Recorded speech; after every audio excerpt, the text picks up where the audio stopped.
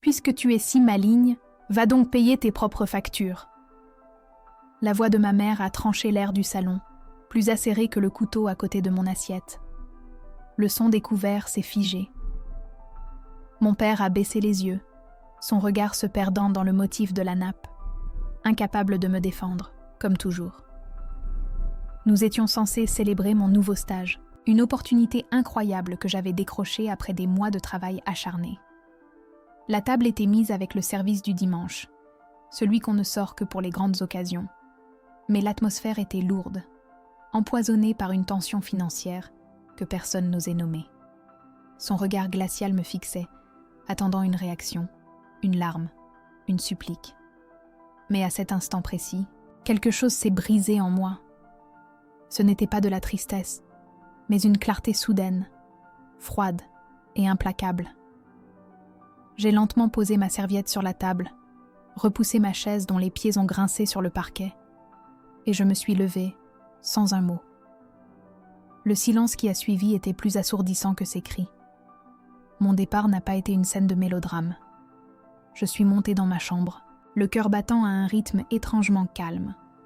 Leur voix étouffée me parvenait d'en bas, un mélange confus de reproches et de justifications, mais c'était comme un bruit de fond lointain qui ne me concernait déjà plus.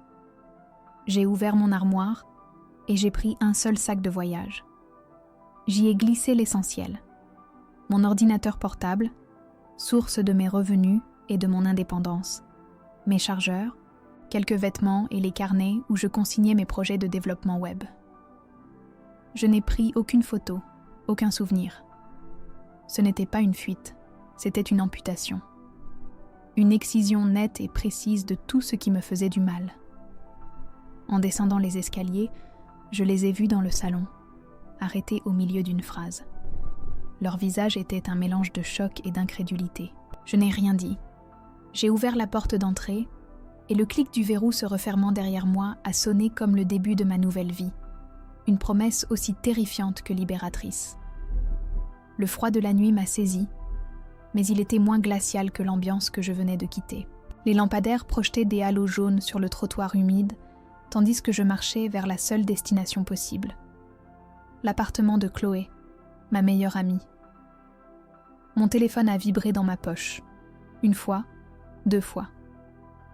Je savais que c'était mon père, mais je n'ai pas répondu. Mon esprit était ailleurs, rejouant en boucle la phrase de ma mère. « Va donc payer tes propres factures. » L'ironie était si cruelle, si toxique, qu'elle en devenait presque absurde. Il n'avait aucune idée, aucune conscience du fait que depuis 18 mois, c'était mon intelligence, celle-là même qu'elle venait de me jeter au visage comme une insulte, qui assurait que les lumières restaient allumées et qu'Internet fonctionnait chez eux. Si vous avez déjà vécu cette injustice, ce sentiment d'être invisible alors que vous donnez tout, abonnez-vous à la chaîne, aimez la vidéo et racontez votre histoire dans les commentaires. J'aimerais vraiment vous lire. Quand Chloé m'a ouvert, son sourire s'est effacé pour laisser place à une profonde inquiétude. « Ce n'est pas normal, Léa. Ce qu'elle t'a fait est inacceptable. » Les mots de Chloé, prononcés d'une voix douce mais ferme, ont été le baume dont j'avais désespérément besoin, sans même le savoir. Assise sur son canapé, une tasse de thé fumante entre mes mains tremblantes, je lui ai tout raconté. Pas seulement l'humiliation de ce soir, mais le poids des mois passés. Je lui ai parlé des 280 € que je virais discrètement chaque mois de mon compte personnel pour couvrir leurs dépenses, les 95 € pour la facture d'électricité, les 65 € pour l'abonnement Internet et mobile de toute la famille, et même une partie des courses que je faisais livrer en ligne pour qu'il ne manque de rien. En 18 mois, cela représentait 5 040 €. Un sacrifice invisible, récompensé par du mépris. En parlant, la douleur laissait place à une résolution nouvelle. Ce n'était plus une question de fuite.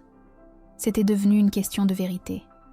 Ce qu'ils ignoraient, et qu'ils allaient bientôt découvrir, c'est que leur plus grand défi n'était pas de me faire revenir, mais d'apprendre à survivre sans moi. Le souvenir de cette injustice n'était pas nouveau. Il avait des racines profondes, qui s'étendaient sur des années de petites coupures et de sacrifices silencieux. Tout a vraiment commencé il y a 18 mois, le jour où mon père a perdu son emploi. L'ambiance à la maison a changé du tout au tout.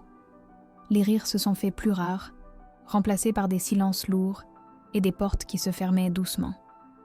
Je les entendais murmurer la nuit, des bribes de conversation angoissées sur les factures, l'hypothèque, la peur de ne pas y arriver. Ils pensaient que je dormais, que j'étais à l'abri dans mon monde d'étudiante, mais j'entendais tout. Et j'ai vu la honte dans les yeux de mon père, cette dignité brisée qui me fendait le cœur. C'est là que j'ai pris ma décision. Pas par orgueil, mais par amour. Je ne voulais pas les voir sombrer. Je voulais les protéger, même d'eux-mêmes. Et j'ai commencé à bâtir mon plan secret. Une digue invisible contre le raz-de-marée financier qui menaçait de tout emporter. Mes nuits sont devenues mes journées de travail.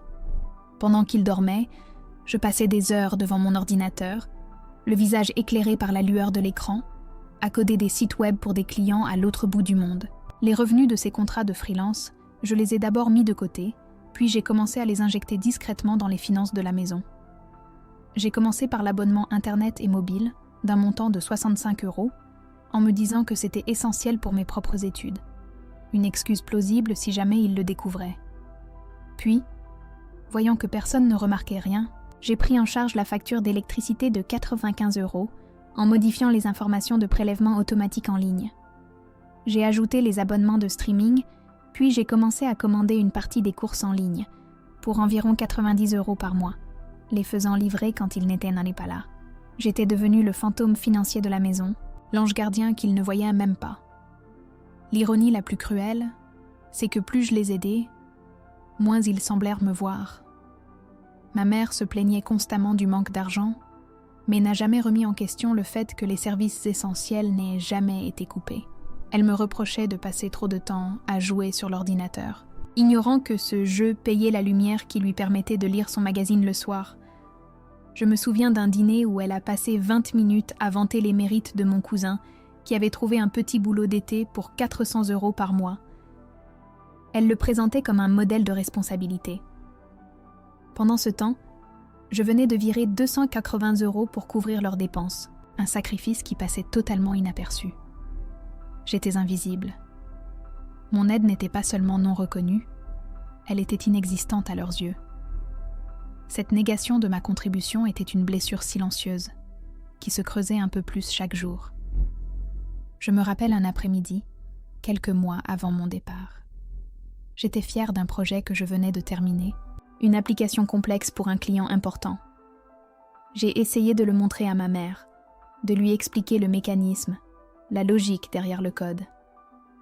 Elle a jeté un regard vague à l'écran, a hoché la tête distraitement et a dit « C'est bien, ma chérie.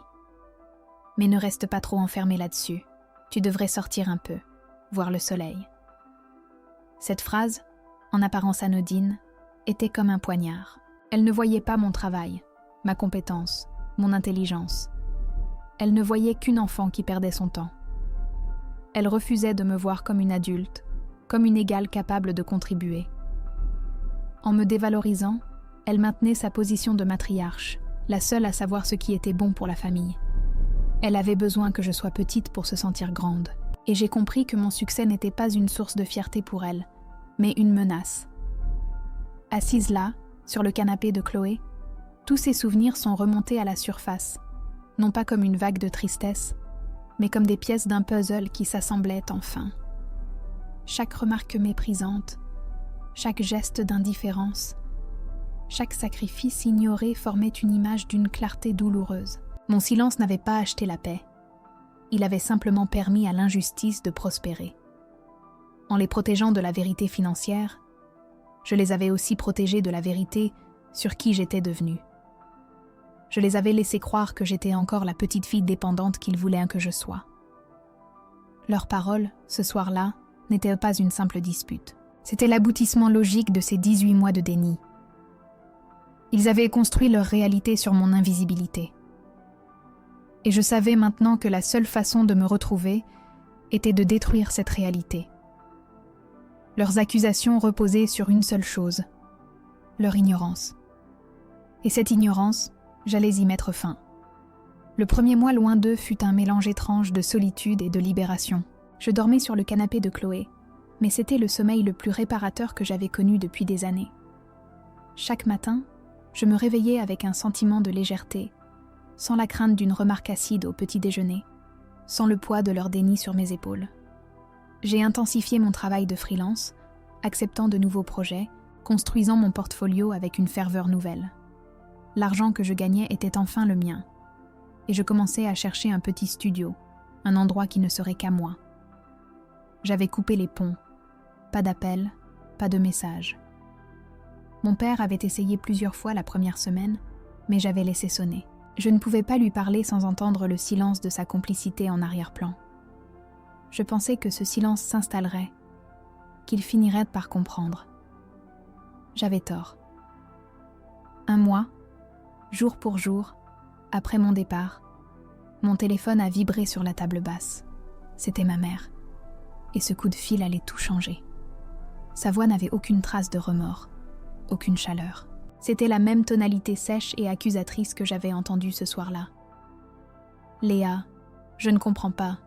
L'électricité a été coupée. Ton père ne peut même pas regarder son match. Tu sais quelque chose à ce sujet ?» Le choc de sa question m'a laissé sans voix pendant une seconde. Pas un « comment vas-tu ?» Pas un « tu nous manques ?» Juste une plainte, une accusation déguisée. Elle ne se demandait pas comment la facture n'avait pas été payée. Elle supposait que j'en étais la cause, que c'était une sorte de vengeance puérile de ma part.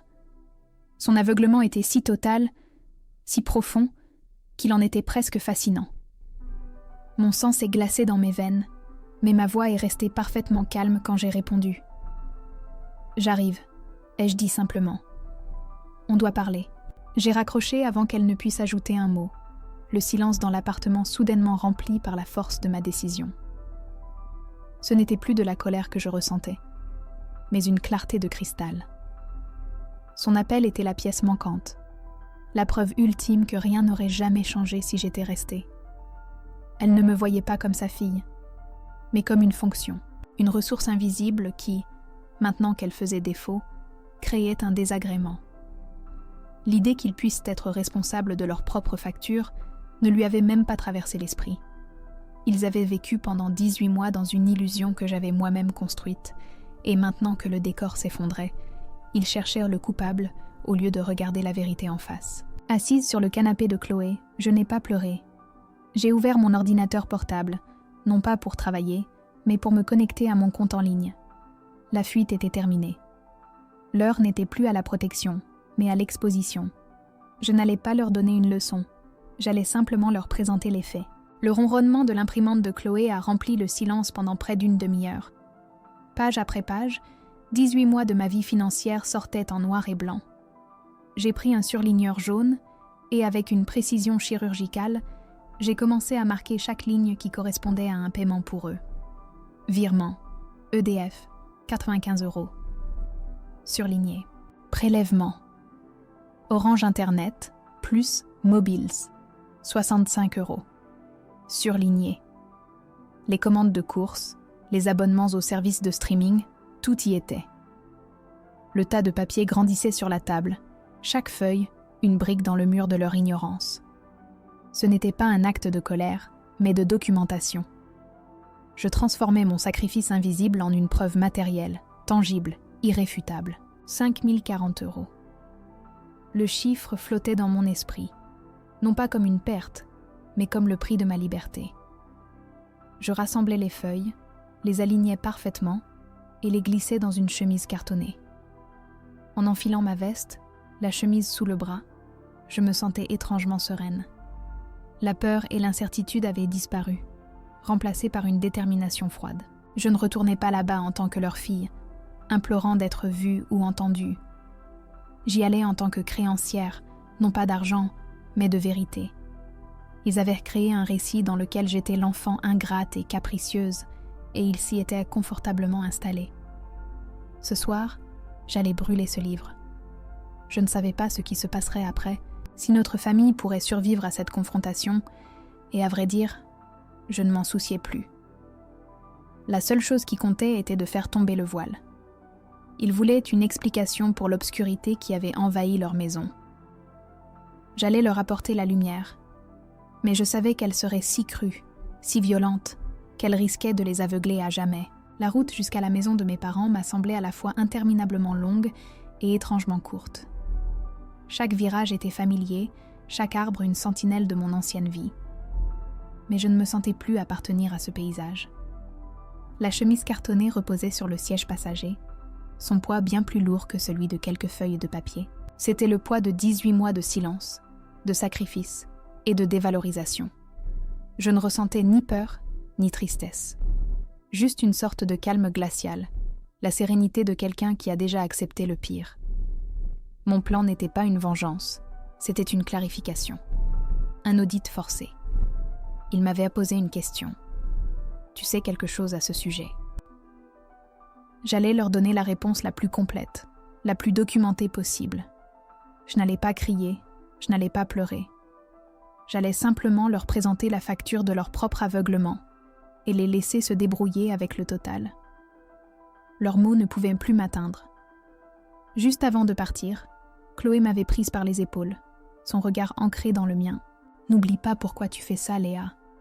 Ce n'est pas pour leur faire du mal, c'est pour te faire du bien.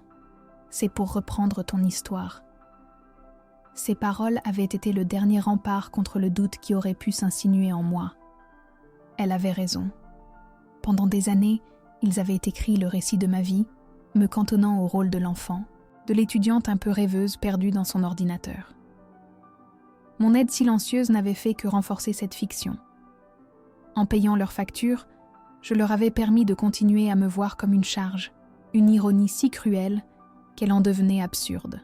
Chloé m'avait aidé à comprendre que la véritable gentillesse n'était pas de les protéger de la réalité, mais de leur rendre la responsabilité de leur propre vie.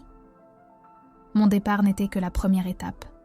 Cette confrontation était la seconde, et la plus nécessaire. Je ne leur devais plus mon silence. Je me devais la vérité. Le dossier que je tenais contenait bien plus que des relevés bancaires. Il contenait les nuits blanches passées à coder, les week-ends sacrifiés pour respecter une échéance, l'angoisse de voir mon propre compte en banque diminuer pour maintenir le leur à flot. Chaque ligne surlignée en jaune fluo était une cicatrice. 95 € pour l'électricité, c'était une soirée que je n'avais pas passée avec mes amis. 65 € pour Internet, c'était ce nouveau livre de programmation que je n'avais pas acheté. 5 040 € au total. Ce chiffre n'était pas une demande de remboursement, c'était le prix de ma prise de conscience. En compilant ces preuves, j'avais transformé ma douleur diffuse en un fait concret, indiscutable. Ce n'était plus mon sentiment contre leurs paroles. C'était la réalité administrative, froide et implacable, contre leur déni. L'arme la plus puissante que j'avais n'était pas la colère, mais la clarté. Et cette clarté était sur le point d'illuminer leur salon de la plus brutale des manières. En tournant dans leur rue, j'ai été frappée par l'obscurité. La maison était une silhouette sombre parmi les autres, seulement trahie par la lueur vacillante de quelques bougies aux fenêtres du salon. Cette image était d'une justesse poétique presque douloureuse. Ils vivaient littéralement dans l'obscurité que leur ignorance avait créée. J'ai garé ma voiture de l'autre côté de la rue, prenant un instant pour observer la scène. C'était la maison de mon enfance, le lieu de tous mes souvenirs, bons et mauvais. Mais ce soir, elle ne ressemblait qu'à une scène de crime, le lieu où ma valeur avait été assassinée en silence. J'ai coupé le moteur, et le silence qui a suivi était total, pesant. J'ai pris la chemise cartonnée, je suis sortie de la voiture et j'ai traversé la rue, chaque pas sur le bitume résonnant comme un compte à rebours. Le spectacle était sur le point de commencer, et je n'étais plus une spectatrice. J'en étais la metteuse en scène. Devant la porte d'entrée, mon cœur a eu un soubresaut, le seul signe de la tempête qui se cachait sous mon calme apparent. J'ai levé la main, non pas pour frapper, mais pour sonner. Un geste simple, celui d'une visiteuse, d'une étrangère. C'était important. Je ne rentrais pas chez moi, je venais régler une affaire. J'ai pensé une dernière fois à mon père, à son silence complice, qui m'avait fait plus de mal que les cris de ma mère. J'ai pensé à elle, à son besoin de me rabaisser pour se sentir exister. J'ai su, à cet instant précis, qu'il n'y aurait pas de retour en arrière possible. La vérité, une fois libérée, ne pouvait pas être remise dans sa boîte. J'ai appuyé sur la sonnette. Le son a percé le silence du soir, strident et clair. Je savais qu'en quelques secondes, il allait briser bien plus que la tranquillité du quartier. Il allait briser une famille, et peut-être enfin me permettre de reconstruire la mienne, seule. Mon père a ouvert la porte, le visage tiré, éclairé par la lueur tremblotante d'une bougie posée sur la console de l'entrée. L'odeur de cire chaude et de renfermé flottait dans l'air. Dans le salon, ma mère était assise sur le canapé, le dos raide, son ombre dansant sur le mur derrière elle. La télévision, un grand rectangle noir et silencieux, dominait la pièce comme une pierre tombale. Le silence était si lourd qu'on aurait pu le trancher au couteau. Je n'ai pas dit bonjour. Je suis entrée, mes pas étouffés par le tapis, et je me suis dirigée directement vers la table basse. Sans un mot, j'y ai déposé la chemise cartonnée. Le bruit sec du carton sur le bois a résonné dans la pièce. Un son minuscule mais chargé de sens. Je suis restée debout, les bras croisés, attendant.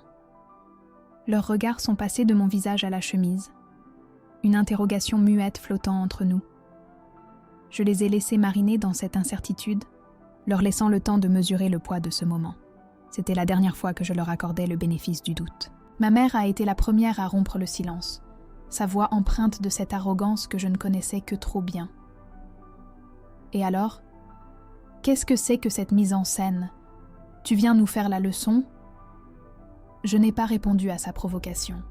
J'ai gardé mon calme, mon regard fixé sur elle, laissant son agressivité se dissiper dans le vide. Mon père, lui, s'est penché en avant, une lueur de curiosité et d'appréhension dans les yeux. Il a tendu la main et a ouvert la chemise.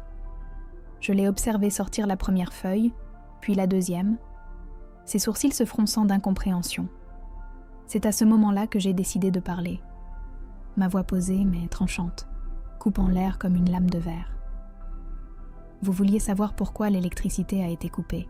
La raison est très simple. C'est parce que la personne qui payait la facture depuis 18 mois vient de déménager. La phrase est restée en suspens dans l'air, claire, précise, irrévocable. Le temps semblait s'être arrêté. Le visage de mon père s'est décomposé sous mes yeux. Ses doigts tremblaient légèrement en tenant le relevé bancaire. Il a plissé les yeux pour mieux lire à la faible lueur des bougies, sa bouche s'entr'ouvrant de stupeur. EDF. 95 €. Orange. 65 €. Mais... c'est ton compte, ça ? Léa, qu'est-ce que ça veut dire ? Sa voix n'était qu'un murmure étranglé. Il a feuilleté les autres pages, de plus en plus vite, comme s'il cherchait une erreur, une explication logique qui n'existait pas. Page après page, les lignes surlignées en jaune fluo lui sautaient au visage. 18 mois de preuves silencieuses. J'ai vu la honte submerger son incompréhension. Une vague rouge qui a envahi son cou et ses joues. Il a levé les yeux vers moi. Un regard rempli d'une douleur si profonde que j'ai presque détourné le mien. Puis, il s'est tourné lentement vers ma mère, le relevé tendu comme une accusation. « Sylvie, explique-moi ça, s'il te plaît. » Ma mère a éclaté d'un rire nerveux, un son strident et faux qui a brisé le silence pesant. « De quoi tu parles ? C'est nous qui payons tout ici. Elle est complètement folle. » Elle a balayé les papiers d'un geste méprisant de la main, mais son regard a fini par se poser sur une des feuilles. J'ai vu le moment exact où la réalité l'a frappé. Le défi sur son visage s'est effondré comme un château de cartes. Sa mâchoire s'est crispée, son teint est devenu cireux. Ses yeux, soudainement vides de toute arrogance, se sont figés sur les lignes surlignées, lisant et relisant les mêmes mots, les mêmes chiffres, comme si elle espérait les voir changer.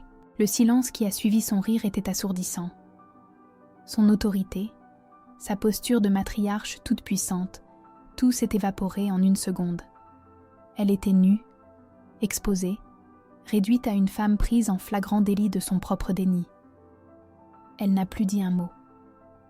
Je les ai regardés, un homme brisé par la honte et une femme anéantie par la vérité. Le pouvoir avait changé de camp.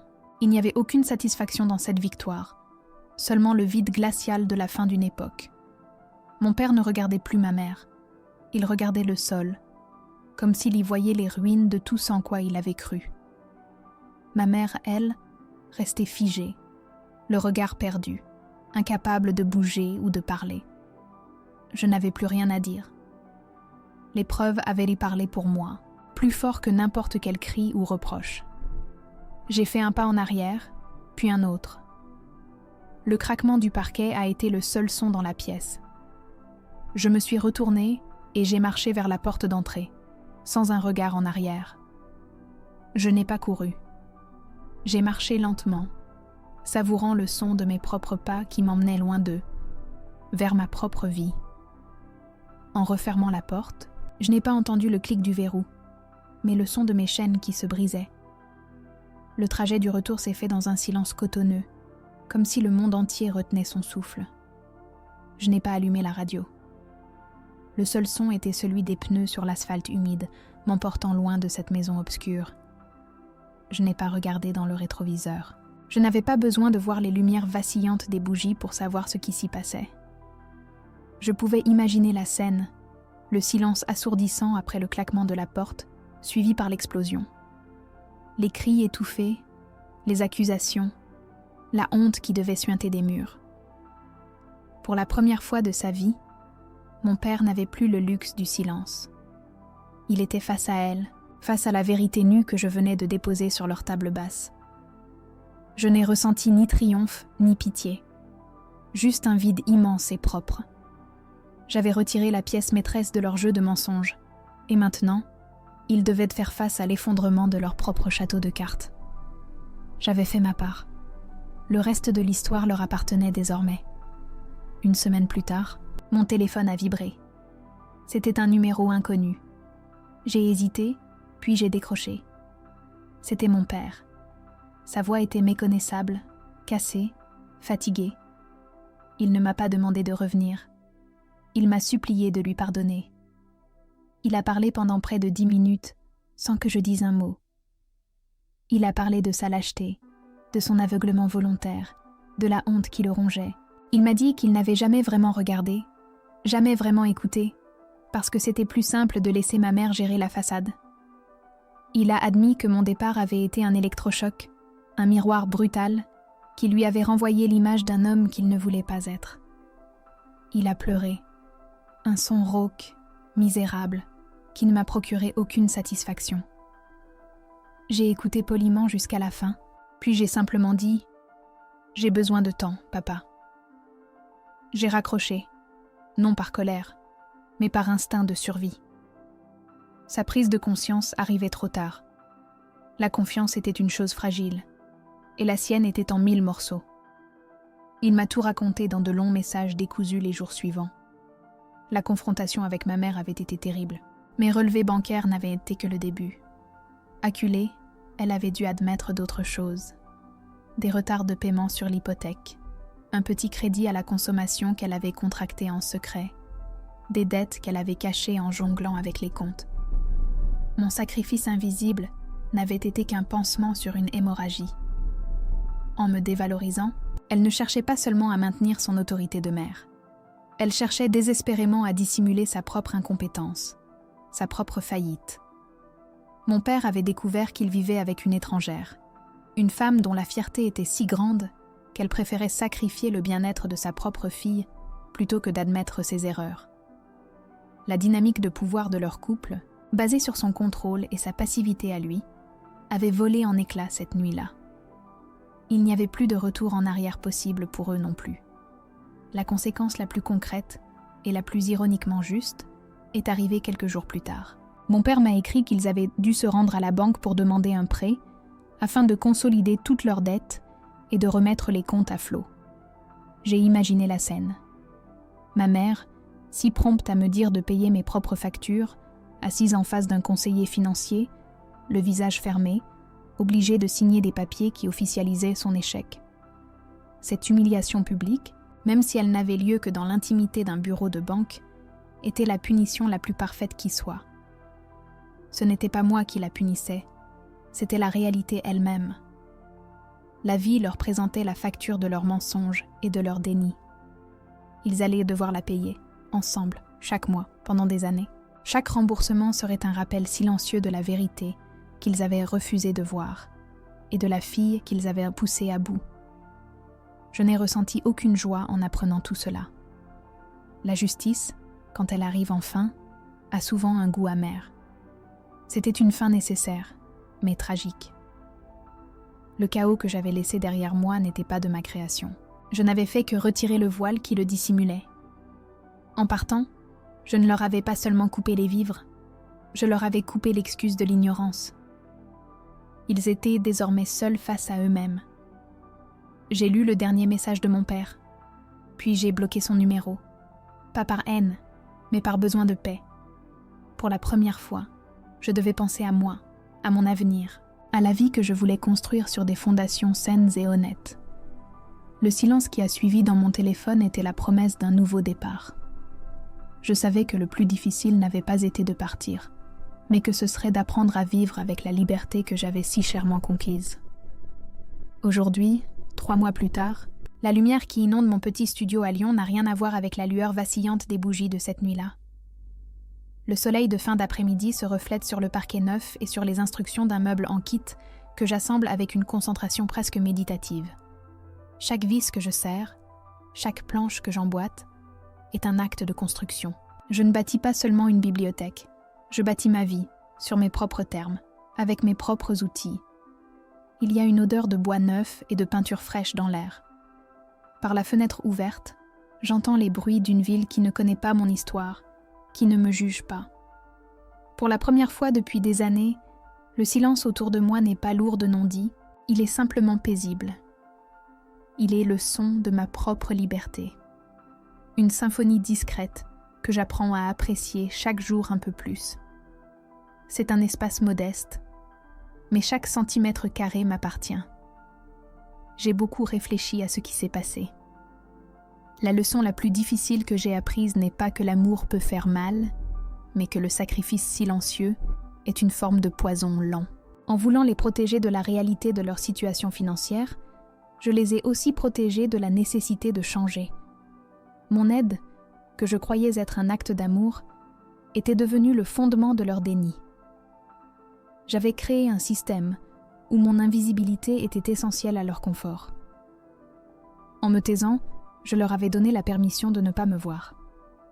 La véritable dignité, je le comprends maintenant, ne consiste pas à endurer en silence, mais à tracer des limites claires, même si cela doit briser le cœur de ceux qu'on aime. Ce n'était pas de la méchanceté de leur présenter la vérité, c'était le plus grand acte de respect que je pouvais m'offrir à moi-même, et paradoxalement, à eux aussi. Je les ai forcés à se voir tels qu'ils étaient. Mon téléphone a vibré il y a 1 heure sur la table. Un message de mon père. Je ne lui ai pas répondu, mais je l'ai lu. J'espère que tu vas bien. Je suis fière de toi. Il n'y avait pas de demande, pas de supplique, juste ces quelques mots. Il y a quelques mois, j'aurais pleuré de soulagement en lisant ça. Aujourd'hui, j'ai simplement esquissé un petit sourire, un mélange de tristesse pour tout ce qui a été perdu et de sérénité pour ce que j'ai gagné. La fierté de mon père ne me définit plus. Elle est la bienvenue, comme un rayon de soleil inattendu, mais elle n'est plus la source de ma chaleur. J'ai posé le téléphone, face contre la table, et j'ai repris mon tournevis. Le pardon est un chemin long et complexe, et je ne sais pas encore si je suis prête à l'emprunter. Pour l'instant, ma priorité est de reconstruire mes propres murs avant de penser à rebâtir des ponts. La véritable indépendance, ce n'est pas seulement de payer ses propres factures. C'est de savoir que sa propre valeur ne dépend pas de l'approbation des autres. C'est de comprendre que parfois, l'acte le plus courageux est de partir, non pas pour fuir, mais pour se trouver. Mon avenir est une page blanche. J'ai mon stage qui commence la semaine prochaine. J'ai cet appartement à meubler. J'ai une nouvelle ville à explorer. Il y aura des jours de solitude, des moments de doute. Je le sais. Les cicatrices ne disparaissent jamais complètement, mais elles ne sont plus des blessures ouvertes. Elles sont le rappel de ma propre force. La preuve que j'ai survécu à l'effondrement d'un monde pour en construire un nouveau. Un monde où mon intelligence n'est pas une provocation, mais mon plus grand atout. Un monde où je suis enfin vue, d'abord et avant tout, par moi-même. Mon histoire n'est pas une tragédie, c'est une émancipation. Ce n'est pas l'histoire d'une famille brisée, mais celle d'une femme qui a appris à se tenir debout. En assemblant la dernière étagère de ma bibliothèque, je ressens un profond sentiment d'accomplissement. C'est solide, c'est droit, c'est à moi. J'ai cessé d'attendre que les autres me donnent la place que je méritais, et j'ai décidé de la construire moi-même. La paix que je ressens aujourd'hui n'a pas de prix, car je sais exactement ce qu'elle m'a coûté. Et en regardant mon reflet dans la vitre de la fenêtre, avec la ville qui s'étend derrière moi, je me pose une dernière question. Une question que je vous adresse. Et vous, que feriez-vous à ma place ?